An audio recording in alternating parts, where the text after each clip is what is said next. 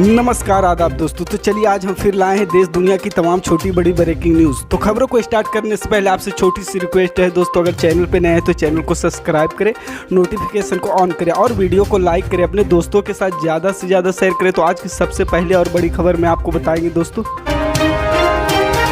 आपको बता दें दोस्तों, पंजाब के मुख्यमंत्री भगवंत मान ने बृहस्पतिवार को अपनी सरकार के 50 दिन पूरे होने पर विभिन्न विभागों में 26,454 पदों को भरने के लिए भर्ती अभियान शुरू किया। मुख्यमंत्री ने कहा कि इन सभी पदों पर भर्ती योग्यता के आधार पर होगी और उन्होंने सिफारिश या रिश्वत की गुंजाइश से इनकार किया। मान ने यहाँ एक वीडियो संदेश में कहा, हमने 50 दिनों में कई बड़े फैसले लिए और उन्हें लागू भी किया। मुख्यमंत्री ने कहा, आज मैं राज्य के लोगों के साथ खुशखबरी साझा करना चाहता हूँ। समाचार पत्रों में 26,454 नौकरियों का विज्ञापन प्रकाशित किया गया है। उन्होंने कहा कि डिग्री के आधार पर नौकरी दी जाएगी, कोई सिफारिश या रिश्वत नहीं चलेगी, पारदर्शी तरीके से भर्तियां होगी। सरकार ने कृषि उत्पाद शुल्क और कराधान, वित्त, पुलिस, राजस्व और जल संसाधन सहित 25 विभागों में रिक्तियों के लिए विज्ञापन जारी किया। पंजाब मंत्रिमंडल ने सोमवार को 26,454 पदों पर भर्ती को मंजूरी दी थी। मान ने कहा कि आगामी दिनों में सरकारी और निजी क्षेत्रों में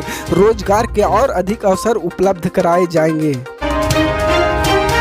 आपको बता दें दोस्तों, श्रीलंका कई महीनों से आर्थिक संकट से जूझ रहा है। हालांकि इस देश में रहने वाले लोग यहां के राष्ट्रपति से इस्तीफा मांग रहे हैं, क्योंकि यहां के स्थानीय निवासी लोग अपनी मूलभूत आवश्यकताओं के लिए तरस रहे हैं। इसलिए तमिलनाडु के मुख्यमंत्री एम.के. स्टालिन की अपील के बाद डीएमके के लोकसभा और राज्यसभा सांसदों ने श्रीलंकाई राहत कोष में 1 महीने के वेतन का योगदान देने का फैसला किया है। यह पैसे मुख्यमंत्री जन राहत कोष में दिया जाएगा। स्टालिन ने राज्य के लोगों से श्रीलंका के लोगों की मदद करने के लिए योगदान देने की अपील की है, जो कि आर्थिक संकट से जूझ रहे हैं।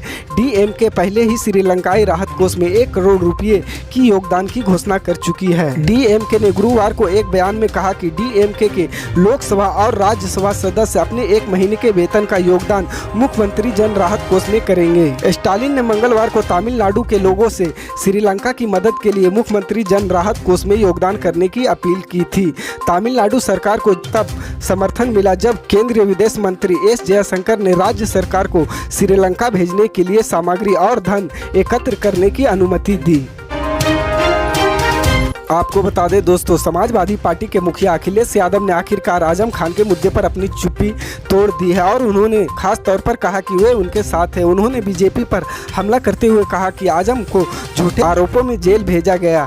इससे पहले आजम खान की अखिलेश से नाराजगी की खबर आ रही थी। पिछले दिनों समाजवादी पार्टी के कुछ नेता आजम खान से मिलने गए थे, लेकिन उन्होंने मिलने से मना कर दिया था। अखिलेश यादव ने आजम खान को जेल भेजने के पीछे बीजेपी नेताओं की साजिश की बात कही है। उन्होंने कहा कि भारतीय जनता पार्टी के लोगों ने साजिश करके आजम खान को जेल भेजने का काम किया। उन्होंने कहा कि समाजवादी पार्टी आजम खान के साथ है और सपा नेता लगातार उनसे मुलाकात कर रहे हैं। वहीं अखिलेश ने आजम के परिवार को ईद की मुबारकबाद दी और बीजेपी पर हमला करते हुए कहा वो बताए कि किन अधिकारियों के माध्यम से आजम पर मुकदमे लगवाए गए। उन्होंने कहा कि वे लखनऊ और दिल्ली में उन परिवारों से मिले जिन्होंने ये मुकदमे लगाए थे। उन्होंने बताया कि इन परिवारों ने उनसे कहा कि हम पर बीजेपी सरकार का इतना दबाव है कि हो सकता है हमारी जान भी चली जाए अगर हमने आपकी मदद की।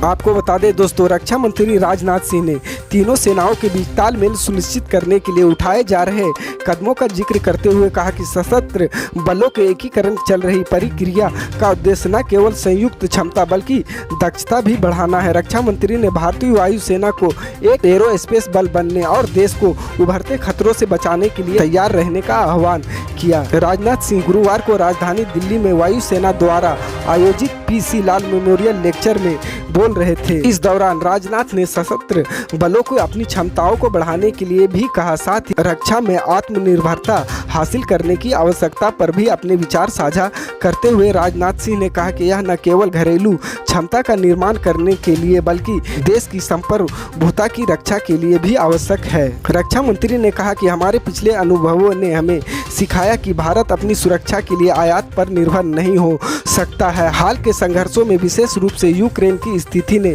हमें सिखाया है न केवल रक्षा आपूर्ति हो बल्कि वाणिज्यिक अनुबंध भी प्रभावित होने की संभावना है जब बात राष्ट्रीय हितों की हो।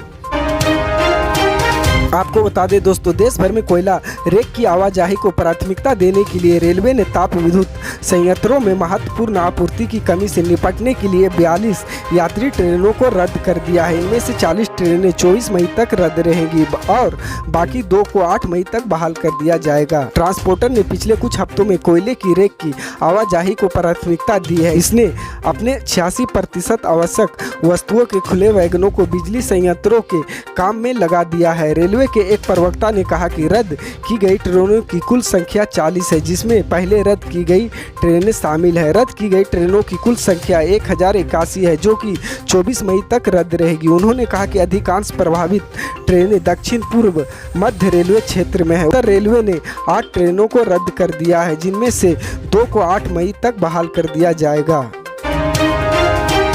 इसी तरह की पल पल की अपडेट जानने के लिए जुड़े रहे हमारे स्टार न्यूज़ के साथ। मिलते हैं अगली बड़ी खबर में, तब तक के लिए जय हिंद।